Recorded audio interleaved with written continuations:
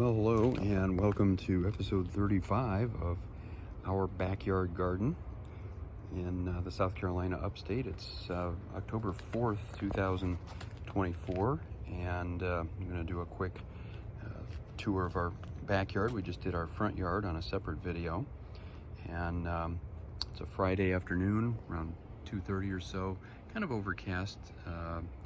Very pleasant though. It's no wind and it's about 75 degrees, so good day to take a look at the garden and see what's going on. I always start here on this hillside, but there's really nothing to see here. We've got irises that are long since finished, some cleome that are finished, and then some basically pest type plants, these canna and hollies that we need to dig out when we get a chance. The only thing that's really blooming of any consequence here right now are these daisies. They're really kind of peaking right now. They've spent the whole year getting to this point and doing very well, but they tend to come and go quickly. They've got a lot of buds on them, but the flowers themselves typically only last for a week or two. Lots of cleome over in here, but they're largely finished for the year. We have a few more of those back here. The cleome have been blooming since June and giving us a lot of color. It's really a prolific plant, almost sort of like a weed, but they're so colorful and so big that I've just let them kind of take over back here, and they will reseed and give us a lot of color next year as well. Over here we have a little knockout yellow rose. It's actually doing pretty well. It's kind of struggled a little bit where it is. We had I don't know if it was a deer or a beaver or what, eat about half of it over the past winter, so it's not as big as it should be or could be, but it comes in spurts. It'll do well and then it'll quiet down for a while and then it'll do well again. As I'm walking down the hillside, got these big hydrangeas, long since finished up. They're just slowly turning brown now, so not a whole lot to see here. A lot of lilies that are done. And then we get down into this area, we have a few things left that are looking really good, like zinnias. These pink ones really look fresh and bright. And a little wildflower here, these purple stalks. I don't know the name of this. A friend gave it to us. It's done really well back here. I'm hoping it'll come back next year. And a few begonias that we put in back in the spring. They're hanging on.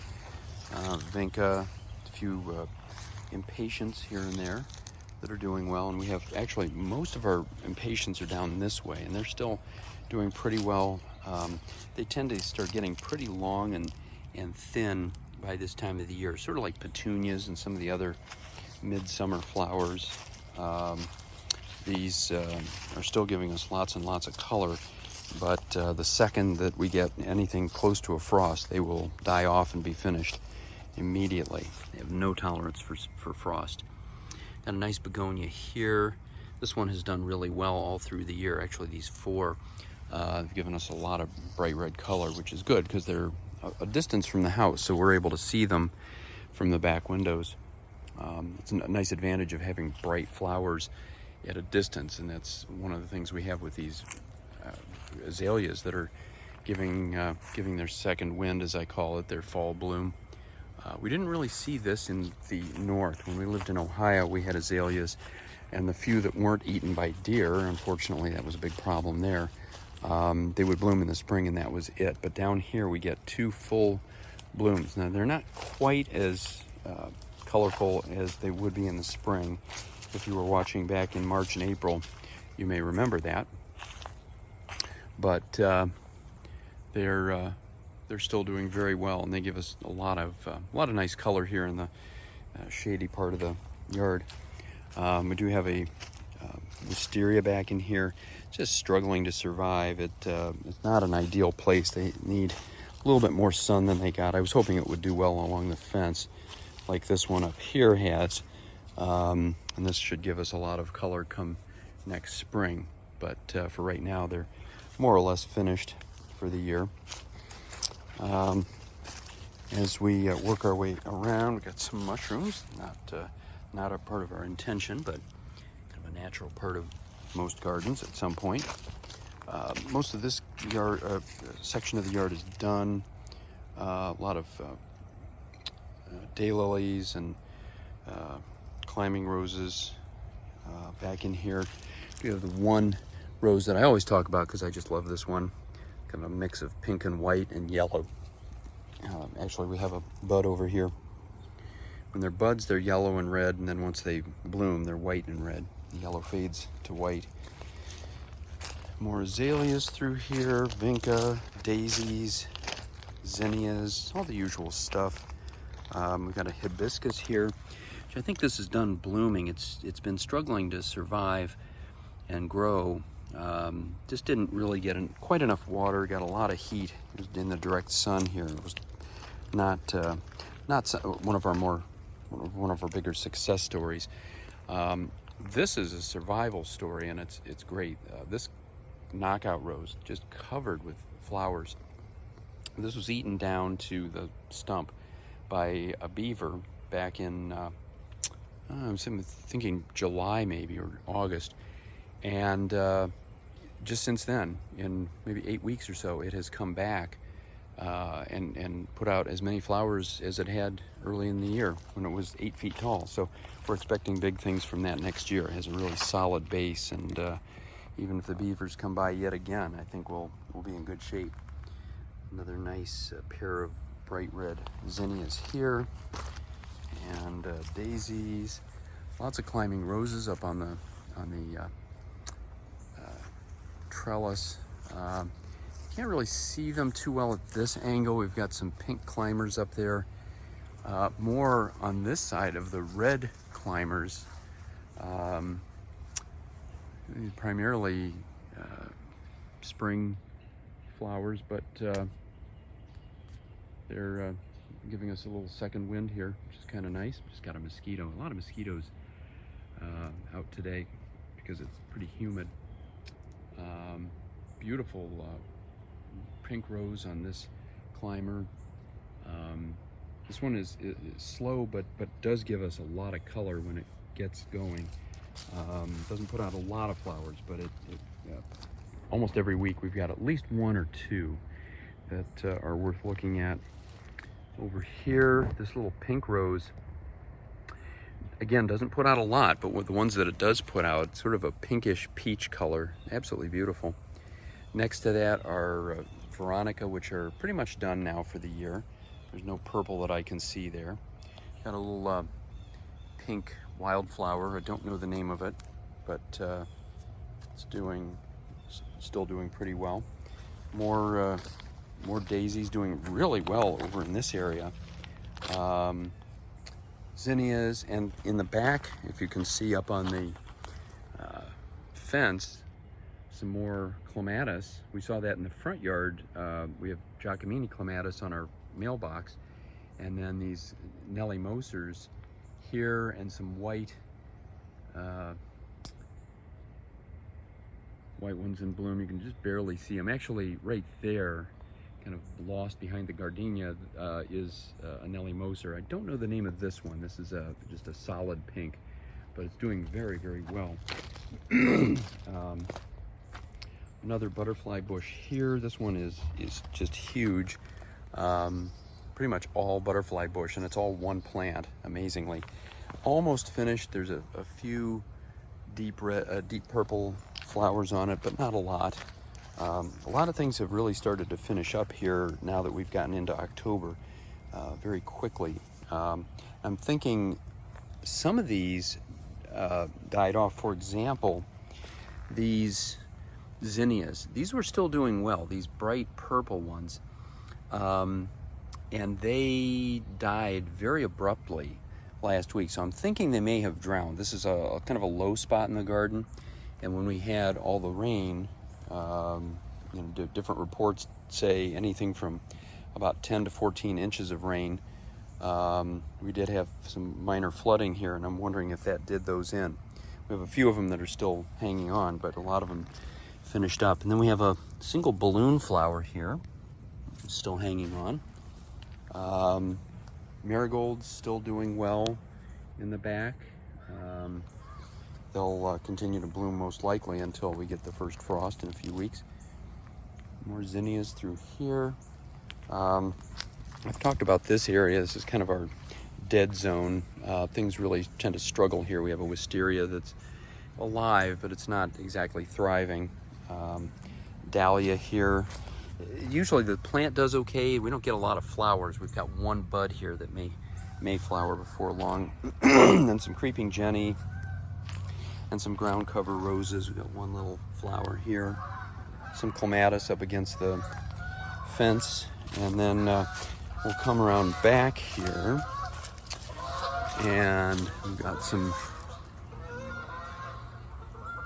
Canadian geese on their way south. And if you're wondering, yes, south is that direction.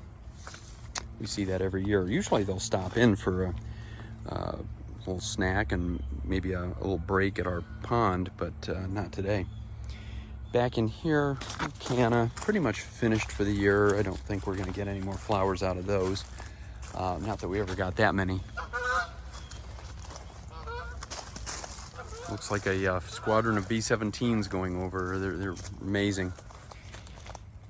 Black-eyed Susans, and that's about the last group of those. The rest of them back in here are pretty well finished up. And I showed this off last week. This area, I think this looks worse in person than it does on film. We have some branches that washed in, even a complete log. But we've never seen the water so high here. All this debris is just what floated in from the pond when it rose up during the storm. But this is the high water mark. It was just one railroad tie away from getting up into the terraced area. So, you know, the bottom 3 or 4 steps were underwater. It was just crazy. And again, other than, you know, just making a bit of a mess, and a fairly mild mess for us, we didn't really get any damage of any consequence. You know, something, as long as we're back here, I'm going to take a quick look. Some friends gave me a water lily back in the summer. I'm going to see how it's doing. And I see it here. I had a hard time getting to it. I plopped it down and it tipped over. That didn't help anything. And there it is. So actually, it's got some growth on it. I'm hoping this will come back. These things do tend to do well. I'm seeing, it looks like some spread over into this area. So we'll see what that has, what comes of that, if we get any lily flowers maybe next year. I don't think it's going to do anything certainly at this time of year, but by next spring, if it comes back, hopefully we'll see some nice flowers. And then we'll come back through the trellis and up to the top. You just never know in a garden like this what is going to be doing well from week to week. And here, this group of roses is doing the best that it has done all year, and probably ever. I don't remember ever having this many roses on this plant, or just about any other. Some of the climbing roses, of course, are very prolific, but not these tea roses. And this one in particular is very, very fragrant. It's absolutely beautiful, just a delightful plant to have. And I'm very happy that it's done well. Not much else going on in this bed. We do have, again, one of those spiky pink things. It almost looks like a celosia or a type of salvia. I really don't know. Like I said, a friend gave it to us. I don't know the name of it, but it's doing well. Marigolds all from seed back in here, and zinnias as well. Tomatoes, got some ready to pick. In fact, I'll pick some right now. Probably should have been out here doing this a couple days ago. It looks like some of them have outgrown their skin. Once they get to that point, they're not all that tasty, but they're still cute. They're fun to grow for sure. And even if we don't eat them, we'll keep them for next year. That one's split open. Actually, about the only one that looks like it's edible is this little tiny one. It's maybe a centimeter wide. I'll try eating that. Good. Tastes strangely like a tomato. And a nice white rose. This is one that doesn't put out a lot of flowers. Got one other bud over there, and then a kind of a lavender colored rose here. We just missed it by a day or so. That's one that has been pretty prolific through the year, which is kind of nice. And Nellie Moser clematis took the summer off, is coming back now in the fall, giving us some really nice buds, and looks very healthy. And it looks like we're going to get more. I see more buds back further behind the behind everything else. And some zinnias through here, more vinca, and I think what else? Some these pink climbing roses, doing fairly well. They're, I guess for the time of year, this is about as good as we would expect. And actually, as I come over this way, we've got even more. These are really blooming nicely. We have 4 of these, and every one of them is bigger than the next. They have just spread out and been real joys to watch. The individual flowers are so pretty, and they have no real scent, but the view is fantastic. And as we look back here on top of our trellis, the right side is all those pink climbing roses, and the left side are the red ones. And it looked really good in the middle of spring when they met, and the whole thing was awash with color. And that brings us back to the top then, and we're about finished. We have still a lot of morning glories over in this area, but they're done for today. And actually, I think they may be largely done for the season. I don't think there's a lot going on there now. Usually by the time you get to October, they largely are finishing up. I will show just real quickly up here on the deck. These all went in from seed. These vinca doing great, actually better than anything we have down in the garden. But these get watered every day, get a little bit of fertilizer. Makes a huge difference, of course. Same thing with all these marigolds, doing really, really well.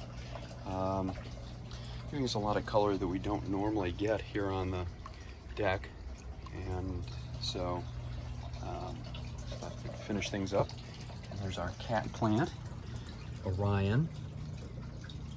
Just looking around for something to do. He's kind of bored on a hot afternoon like this. Right, Orion? He's a good cat. We got 3 good cats. We got very lucky. And that is it. So, hope it's sunnier where you are than where we are. But we'll see you next week. And until then, happy gardening.